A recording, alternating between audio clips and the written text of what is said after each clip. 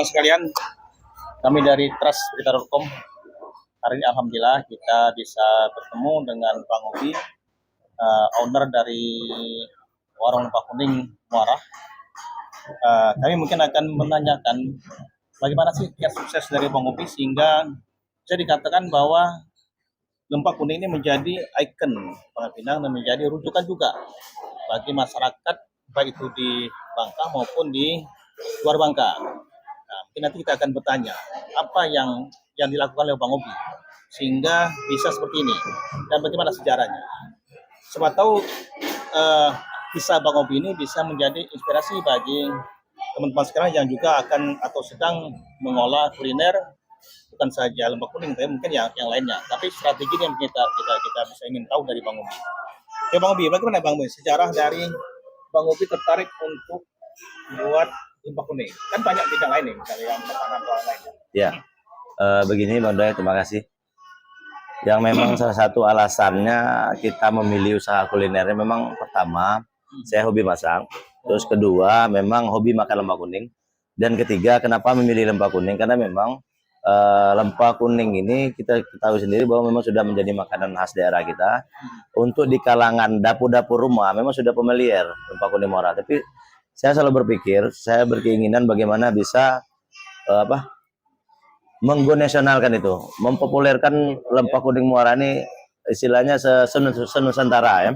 Karena memang kita ketahui setiap kali kita juga dulu kan pernah jalan-jalan ke tempat orang, kita menjadi anggota dewan, sering kita berkunjung ke tiap-tiap daerah. Selalu yang kita tanyakan itu adalah makanan daerahnya, makanan khas daerah. Nah, ciri khasnya apa? Sehingga ketika kita sehingga itulah saya berpikir juga apa menjadi khasnya Bangka Belitung. Ternyata lempah kuning. Memang lempah kuning bagi orang Bangka itu biasa kesannya. Tapi bagaimana dengan dapur Muara ini akan menjadi luar biasa. Ya tergantung kita membrandingnya itu gimana kan. Jadi memang lempah kuning ini memang masakan khas kita. Itu yang menjadi, dan saya menjadi ada kebanggaan tersendiri bisa melestarikan makanan khas Bangka Belitung. Dan kita tahu sendiri bahwa lempah kuning ini Pak, lempah kuning khususnya itu menjadi cagar budaya tak benda, sudah ditetapkan menjadi salah satu budaya cagar tak benda oleh Menteri Pendidikan dan Kebudayaan ya, pada saat itu dijabat oleh Pak Anies kalau tidak salah itu tanggal 20 Oktober tahun 2015. Nah, begitu Bang Doy. Artinya kita memang pengen memperkenal atau menggaungkan lempah kuning ini bisa menjadi bisa dinikmati oleh semua masyarakat yang ada di Indonesia. Iya, semua kalangan. Tapi gini, lempah kuning ini kan bukan bukan 1-2 warung. Ya. Artinya sebelum Bang Obi juga mungkin sudah ratusan warung ya. Iya. Artinya Bang Obi kan masuk ke dalam sesuatu yang sebenarnya sudah populer. Iya. Sudah populer. Nah, bagaimana Bang Obi bisa bukan menggeser, artinya bisa menyamakan dengan mungkin orang-orang yang terdahulu yang membuka lempah kuning ini. Bagaimana strategi Bang Obi ini? Ya, strateginya sebelumnya begini Bang Daya, kita memang tahu lempah kuning jauh sebelum Muara buka sudah banyak warung lempah kuning. Benar sekali itu. Tetapi kami dengan istri ini kan memang hobi kuliner juga, penikmat lempah kuning lah istilahnya kan. Jadi kami tetap awal-awal sebelum buka ini kami juga berkunjung ke warung-warung yang lain sehingga jadi beberapa warung kita kombinasikan sehingga kita jadikan ini konsep untuk di Muaranya nanti. Jadi kita makan ke warung ini polanya, konsep yang ditawarkan. Terus di warung ini sehingga saya lihat banyak warung yang ada di Lempah Kuning khususnya di Pangkal Pinang, gaya mereka masih sama, masih dengan gaya-gaya yang misalnya makannya masih nasi lalapan, sajiannya disaji oleh oleh pemilik warung. Nah, jadi sehingga kami ketika pengen membuka Lempah Kuning bermusyawarah dengan istri bahwa nanti kalau kita makan di warung kita harus gayanya prasmanan. Sehingga kadang-kadang kita makan di tempat orang kan semuanya kena cas, Bang. Kita mau tambah lalapan cas, tambah sambalnya cas, nasinya juga kena cas, artinya mesti bayar semua. Nah, jadi kita mencoba untuk di Muara ini nantinya kita sampar konsep secara prasmanan sehingga orang berasa makan di rumah. Terus ada juga yang bilang seperti makan di kondangan ini. Jadi ngambilnya sesuka. Itu kayak gitu Bang. Pertama pemasarannya untuk penyajian makanan nasi, lalapan itu prasmanan. Terus kami juga konsepnya ada yang membedakan dari orang lain. Pertama kali kesegaran ikannya, kami polanya itu dalam kemasan ikannya itu. Jadi sengaja kami kemas ikannya, kami bungkus dengan plastik sehingga tidak banyak menyentuh tangan orang. Ketika orang pilih ikan juga bukan pegangnya ikan, masih pegang di plastik. Sehingga ini kan beda. Kita menjaga kesegaran, kita jaga, kita juga menjaga higienisnya ya. Higienisnya kita jaga Bang. Sehingga ternyata dengan pola yang kita tawarkan ini 1 tahun kita buka bisa booming Muara. Terus bagaimana lagi tips yang kami lakukan ya, salah satu kami selalu membangun komunikasi dengan konsumen, dengan pelanggan, dan bahkan juga kami kadangkala konsumen kami antar sampai mobil.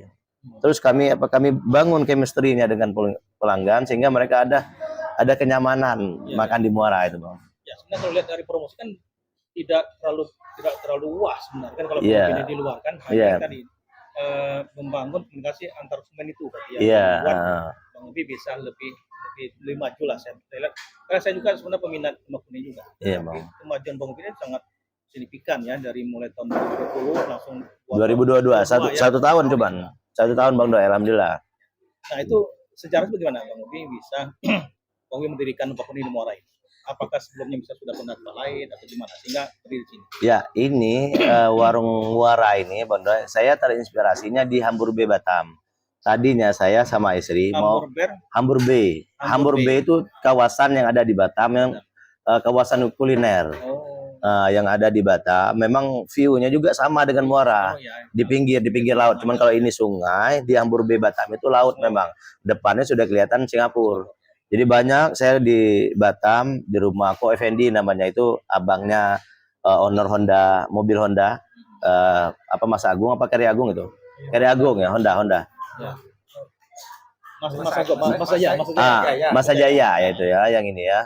Jadi sama Ko Effendi kami ke Batam, dibawanya saya ke tempat anaknya itu, salah satu kafe itu namanya nama kafenya itu memang orang Bangka punyanya maksudnya itu. Lupa apa saya namanya, tapi memang saya udah kepikiran. Saya juga di sana waktu di Batam itu sempat masak juga di rumahnya Ko Effendi itu. Kebetulan dia kan temannya Ko Effendi ini, Aceh ini, istrinya itu banyak komunitas ibu-ibu senam dan ada orang Bangka juga. Jadi saya masak, waktu masak di sana itu kakap merah. Saya masak, mereka bilang Bang Ubi ini lomba kuning juga, ini enak katanya karena terasinya kebetulan istrinya orang Tobuali. Dia memang ada stok terasi Bangka yang saya masak, terus makanlah mereka, keluarga besarnya makan. Dia bilang Bang Ubi ini enak, nanti kita bisa promosi, teman kita banyak kan. Terus karena memang anak Ko Effendi juga, dia bisnisnya di apartemen, dia bilang kita bisa bantu. Dia punya ruko yang memang siap untuk kita pakai. Tetapi niat itu, ambisi saya tuh nggak kesampaian dibuka di sana karena memang istri salah satu pertimbangannya jauh. Lebih betah di Bangka. Iya, tapi saya gregetnya mau buka Lempah Kuning memang udah lama. Sehingga pulanglah kami dari Batam, berapa hari ke depannya saya jalan-jalan, kebetulan saya ketua nelayan. Adalah salah satu teman atau anggota nelayan, mereka Pak Ketua, dia bilang itu di daerah di Ketapang, dia bilang ini kan belum ada nama Muara, di Pelabuhan Acun itu banyak kapal yang bersender, kapal dari Sungai Liat, karena Sungai Liat kapal kan nggak bisa masuk Pak. Lagi ini ya. Jadi mereka sebagian kapal itu kapal gai kata orang itu bersandarnya di pelabuhan Acun ini. Jadi saya melihat Pak, begitu saya diteleponnya, coba ke sini, saya lihat ternyata masih sepi ini Pak. Kosong, cuma ada dananya. Ya udah, awal mulanya saya belum buka Lempah Kuning untuk meyakinkan istri saya ini, karena dia juga kurang yakin karena tempatnya di pojok ini kan. Orang biasa di pasar, dia pengennya di tempat di tengah kota. Sempat bisa berangan ini ya, pendapatnya, berseberangan pendapat, tetapi saya optimis saya bisa memberikan kepercayaan kepada istri bahwa ini suatu saat bakal ramai. Karena saya bilang kita masak enak, insya Allah orang akan datang. Jadi belum Lempah Kuning, awal mulanya kami buka warkop dulu, warung kopi Pak, warung kopi ini kami jual mie rebus, terus goreng pisang sama pempek sama kopi. Itu awal mulanya. Cuman kadang-kala nelayan datang, mereka kan beli rokok di sini, ngambil ransumnya sebagian. Jadi dikasihnya ikan Bang Doi, dikasih ikan sama saya masak. Nanti udah saya masak, saya panggil lagi. Ya bang sini makan. Makan mereka. Ini ABK kapal ini semuanya makan. Kalau dikasih ikan banyak kan saya masak. Makan bersama kami di sini. Dia bilang Bang Obi, ini masakannya enak lempak kuningnya. Mending buka lempak kuning kata dia. Saya memang udah ada niat, cuman istri belum ini. Belum. Manting loh, ada Iya pemantik belum ya. ada. Jadi sudah ketiga kalinya datang lagi kasih lagi makan. Bang, bukalah lempak kuning bang. Ini enak bang. Saya yakin bisa ini katanya kan. Nanti kan kami bisa jual dengan Bang Obi, bisa bersuplai kata mereka kan. Jadi saya bilang dengan orang rumah ketiga kalinya saya musyawarah. Saya itu awal mulanya omsetnya juga masih kecilan lah, sekitar 500 600 satu harinya kita dapatlah 100 sampai 150. Saya bilang coba kita buka lempak kuning karena kebetulan memang saya kan punya relasi lama kan banyak teman-teman anggota dewan memang di organisasi. Terus saya bilang sama istri saya bismillah aja, insya Allah saya yakin ini bakal ramai nanti suatu saat ke depan karena memang kita manfaatkan link kita selama ini karena kita biasa nongkrong di tempat orang, bagaimana kita buat nongkrong supaya orang datang ke sini sehingga di sini juga kalau nggak salah 3 bulan kami jualan warung kopi tadi, bulan keempat kami baru buka. Nah bulan keempat itu kalau nggak salah itu bulan 2 ini ya, bulan 2 kami buka 2002. Jadi sekitar bulan Mei lah kami mulai buka lempak. Bulan 5 alhamdulillah buka sama kami untuk tempat duduknya seat masih sekitar 12 orang. 12 ada sekitar 6 meja. 6 meja itu kali 4 lah, sekitar 24 lah seat pertama. 24 tempat duduk. Alhamdulillah begitu kami launching, kami mulanya pakai Facebook, bikin status di WA, status di Facebook. Ya, akhirnya ada antusias teman-teman ini luar biasa. Langsung menanyakan di mana lokasinya di ini. Terus begitu mereka makan, mereka bilang enak, kami ambillah testimoninya sedikit-sedikit. Ya kami sebar di medsos. Dan alhamdulillah berselang waktu dapat rezeki, kami kumpul, kami coba lebarin. Tambah ini udah keempat kalinya kami menambahnya, kami ngelebarnya. Alhamdulillah lebar pertama penuh, lebar kedua penuh, akhirnya sampailah pelebaran keempat sehingga seat kami sekarang ini kalau nggak salah ini kurang lebih penuh total 140 orang. Cukup ya? Satu kali duduk ini. Nah, begitulah chemistry pertama awal mulanya bukanya bang. Berarti ikan berapa kilo habis sehari? Ikan sehari kurang lebih 250 sampai 300 kilo habis kita. Total. Kalau sekarang ini ya. Kalau awal-awal dulu sekitar 15 kilo, masih sedikit waktu itu kan, memang belum begitu banyak karena memang juga kami pada saat itu belum mempersiapkan dapur yang inilah memadai lah istilah, karena cuman seharinya paling orang makannya 20-an, belasan orang.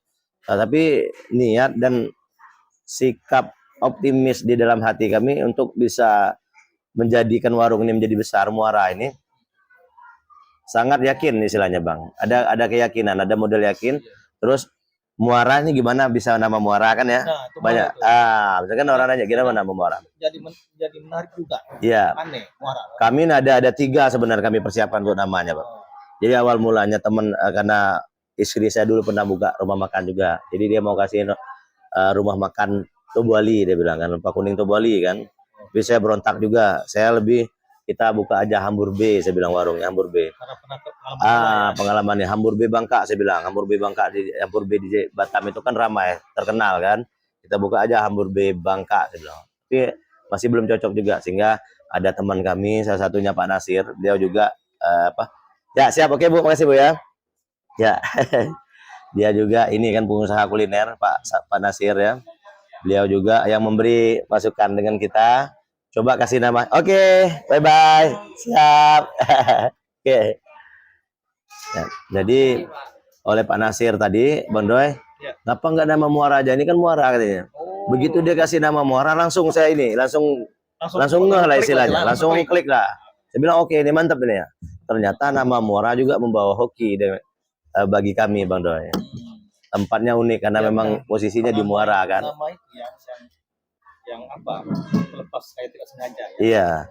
Begitulah sedikit awal cerita berdirinya Muara ini, Bang Doy. Ya Bang sana ada. Ya. Ini kan dalam konteks tradisi budaya Bangka sebenarnya dari segi bumbu ya. Iya. Apakah LP menyiapkan bumbu yang khas atau ada racikan-racikan istimewa yang dirahasiakan sehingga membedakan dengan yang lain-lain. Baru ya. Untuk bumbu kami nggak ada yang bumbu istilahnya bumbu apa? Bumbu yang rahasia-rahasia nggak ada. Terus memang pada intinya memang bumbunya hampir sama dengan warung-warung yang lain. Cuman kita juga harus kita akui bahwa rempah-rempah atau bumbunya yang kita pilih memang kesegarannya harus kita jaga.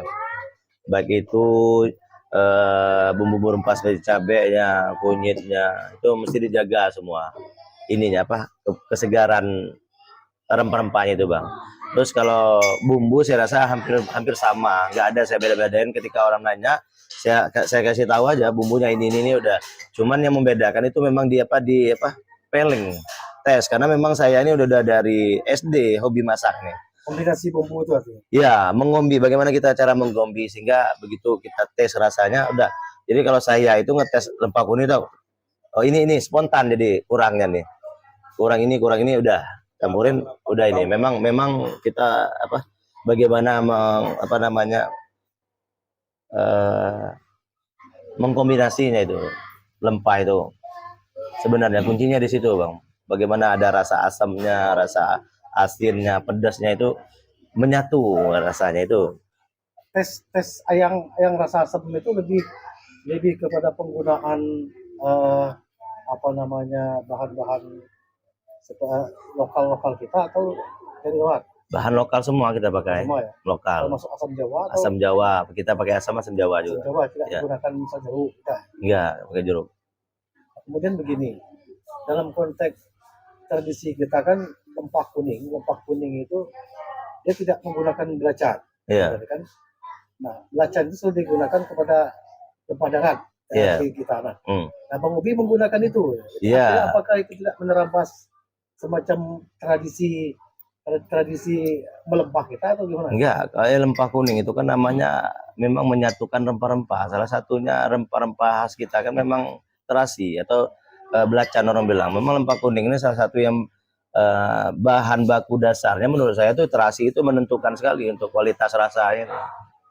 Kualitas rasa kualitas rasa lempah kuning ditentukan oleh terasinya juga. Karena kalau terasinya bau terus asin atau memang dari bahan baku udangnya yang memang kurang segar, itu sangat berpengaruh sekali. Jadi begitu orang makan terasa amisnya, terasa ini. Jadi kualitas terasinya memang harus kita jaga juga. Kalau orang bilang lempah kuning tanpa terasi, saya bilang salah itu. Lempah kuning harus ada terasinya. Kalau lempah kuning tanpa terasi, saya bilang udah nggak kena rasanya itu, Bang. Kemudian mungkin ada semacam filosofi Bang Ubi. Ya. Filosofi dari lempah kuning versi Bang Ubi seperti apa sebenarnya? Ya, kalau filosofi lempah kuning kami, memang kami banyak juga orang yang menerapkan seperti kami. Kami biasanya memang bumbunya itu nggak terlalu neko-neko. Sebenarnya lempah kuning ini mudah, simple, nggak perlu nggak ribet, nggak perlu diribetkan karena memang simple. Kalau kami pakai biasanya bumbunya jujur kita terbuka, ini memang bumbunya hanya kami biasa pakai garam, penyedap, terus terasi, asam Jawa, sama namanya kunyit. Itu aja bumbunya 5 kami pakai. Jadi kami nggak pakai bawang putih, nggak ini. Terus kalau paduan untuk kombinasi rasa, misalnya selera orang pengennya pakai nanas itu kan kami cuman basicnya kami ini memang rasanya memang lebih ke original bang. Jadi kami nggak kemanis-manisan nggak. Jadi basicnya memang agak asin, asam pedas lah istilahnya itu ininya rasanya lebih ke situ. Memang ada setiap daerah memang beda-beda rasanya. Ada yang ada sebagian yang pakai nanas, ada yang pakai timun. Terus untuk rasanya juga ada sebagian manis. Tetapi kami original. Cuma kalau pelanggan pengennya pakai nanas, atau pakai timun, pakai terong asam, kami bisa menerima request itu. Begitu. Ini kan begini, lempah kuning itu kan sudah menjadi semacam tradisi dan bisa dimasak oleh semua orang Bangka. Iya. Saya merasa bingung kenapa kok lempah kuning Bang Ubi masih cari. Iya. Padahal kan di rumah kita bisa masak lempah kuning. Iya. Trik-trik apa yang dimainkan itu Ya, memang untuk menarik orang-orang? memang orang tidak ini ya, memang kita tidak bisa dipungkiri itu tes dan rasa itu juga sangat ini bang, sangat mempengaruhi untuk orang bisa datang kembali atau bisa datang ke ke Muara untuk mencoba rasa penasaran itu. Karena memang kita tahu sendiri banyak ya kita testimoni, bahkan bukan hanya di kalangan lidah ya masyarakat Bangka Belitung yang sudah mengklaim bahwa lempah kuning Muara ini yang kami miliki, mereka bilang enak.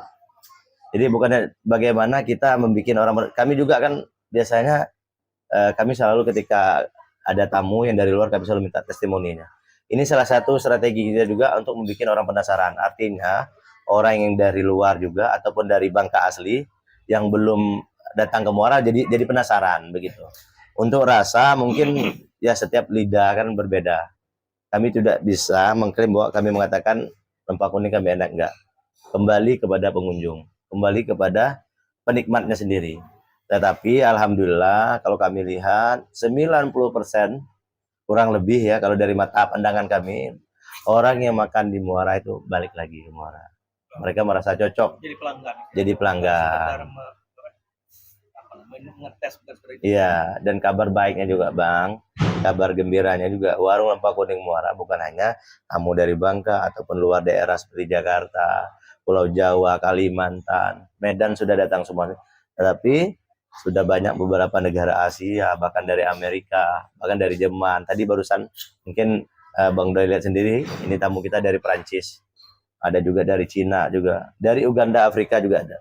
Jadi alhamdulillah mereka banyak tamu-tamu yang dari luar negeri sudah mulai mengenal lempah kuning.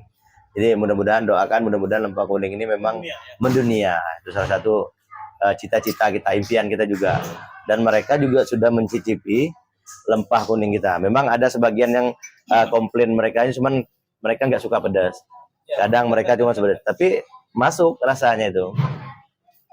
Nah begitu Bang. Jadi bukan hanya ini, bukan hanya di Indonesia aja, bukan hanya dalam negeri aja, tapi sudah ke luar negeri juga untuk lempah kuning ini. Bang Ubi bisa cerita juga tentang jatuh bangunnya Bang Ubi ya? Sebelum menggeluti usaha ini. Ya, jadi kami dengar Bang Ubi ini anggota dewan juga ternyata dulu. Iya, dulu mantan anggota dewan, mantan napi yang lika-liku kehidupan yang sudah kita jalani ya.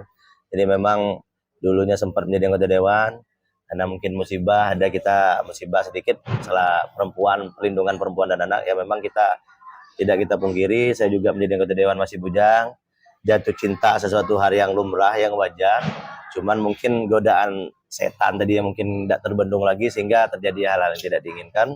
Sehingga dan saya pun orangnya siap mempertanggungjawabkan Bang Doi. Jadi nggak perlu cari saya yang nemuinya, kami juga yang ke Kapoldanya sama pacarnya.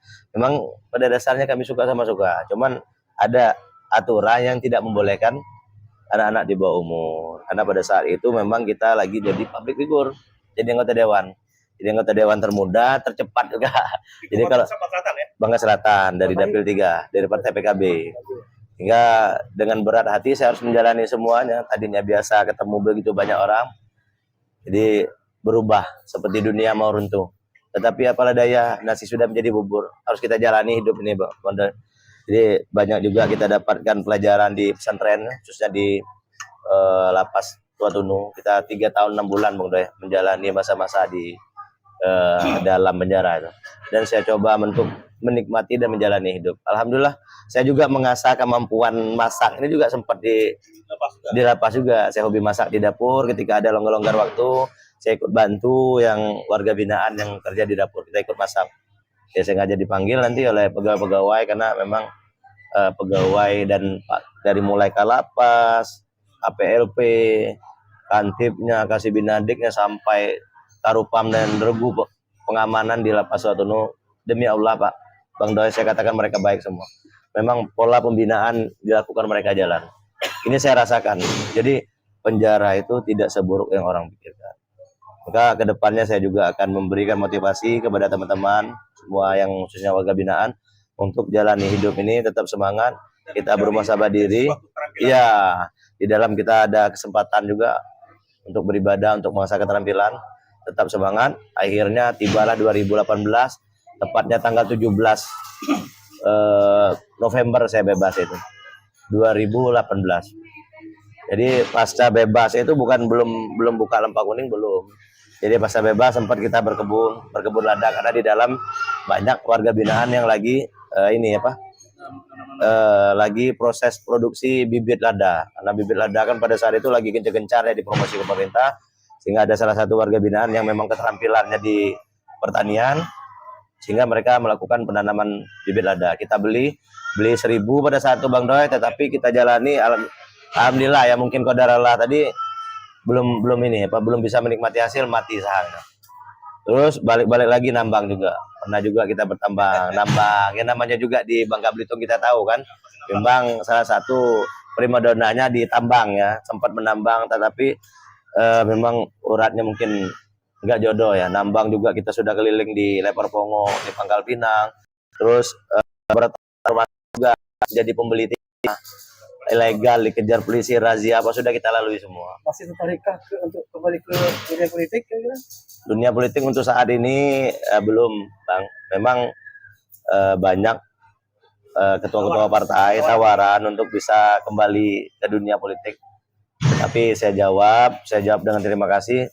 Saya lebih memilih untuk bersahabat dan berteman dengan siapapun. Menarik dengan ketika kita bicara tentang politik dan lempak kuning. Ya. Nah, kira-kira ada semacam politisasi lempak kuning? Ada, memang kehidupan kita kalau saya lihat tidak lepas dari perpolitikan juga. Artinya dagang juga mesti berpolitik. Bagaimana kita membangun komunikasi dengan anggota-anggota partai supaya mereka merangkul ketua partainya ke sini. Jadi itu harus kita bangun. Memang dagang itu tidak lepas dari politik. Saya lakukan ini. Karena ada ujar-ujar dari Tubali juga ini. Ya. Lempah menyatukan kita, apa pendapat Bapak? Ya, memang benar. Itu saya sangat sependapat dengan itu. Punya teman nggak lempah menyatukan kita. Cuman kan kita tidak pakai tagline itu, takut nanti kita pakai bersinggungan dengan orang-orang begini. Nah, takut ini. Padahal lempah menyatukan kita. Soalnya di Lempah Kuning Muara ini saya temui, saya jumpai dan kami mereka reuni bisa ketemuan di Muara yang mereka sudah lama tidak berjumpa. Contohnya kemarin ya Ko Aliong namanya, dia Sungai Liat, dia cerita apa? Dia teman SD. Dari SD lulusan sampai dia umurnya 50. 30 tahun nggak pernah ketemu, ternyata ketemu di sini. Ketemu di Lempah Kuning. Itulah politik Muara itu. Iya. Jadi ya. Oke, terima kasih Bang. Baik untuk Bang Obi sendiri sebagai pemilik dalam Lempah Kuning Muara dan harapan Bobi sebagai pelaku kuliner Bangka Belitung. Ya. Ya, memang tentu harapannya saya berharap dan bermimpi ya, nggak ada mimpi itu nggak bayar kata orang kan. Saya bermimpi bagaimana Lempah Kuning khususnya Lempah Kuning kami, Lempah Kuning Muara ini bisa memiliki cabang-cabang di daerah yang ada di Indonesia, terutama di 33 provinsi yang ada di Indonesia. Itu harapan kita, mimpi kita bagaimana memang Lempah Kuning ini bisa dinikmati di mana saja. Untuk di kota-kota Indonesia khususnya. Ya, dan lebih khususnya lagi cita-citanya kita juga besar. Mudah-mudahan bisa menggo internasionalkan Lempah Kuning. Misalnya di daerah untuk saat ini udah ada 2 tawaran kita untuk di luar negeri, Bang. Ada customer kita atau pelanggan setia kita dari Malaysia yang mengajak kita untuk buka di Malaysia. Mereka senangnya Lempah Kuning sama cumi hitam. Udah ada tawaran untuk membuka cabang di Malaysia. Cuman kan karena memang jauh, tetapi kita akan pelajari dulu dan tentunya kita tetap optimis ya, mudah-mudahan bisa memang terwujud keinginan kita membuka cabang di luar negeri juga nantinya. Selain kita buka cabang di Indonesia, kita buka cabang di luar negeri nanti. Seiring waktu, karena memang perjalanan Muara untuk saat ini memang baru seumur jagung. Ya, belum bisa dikatakan legendnya seperti warung-warung di luar kita lihat sudah belasan, ya udah turun temurun dari orang tuanya ke anak ke cucunya. Itulah harapan kita, Bang. Oke lah, Bang Obi, terima kasih. Banyak hal yang bicarakan Bang Obi soal traffic di Lempah Kuning dan masa depan Lempah Kuning kita. Oke, teman-teman sekalian, tadi obrolan singkat kami Berita.com dengan Bang Obi. Semoga apa yang dikatakan Bang Obi tadi bisa menjadi inspirasi bagi kita semua. Oke, terima kasih. Wassalamualaikum warahmatullahi wabarakatuh.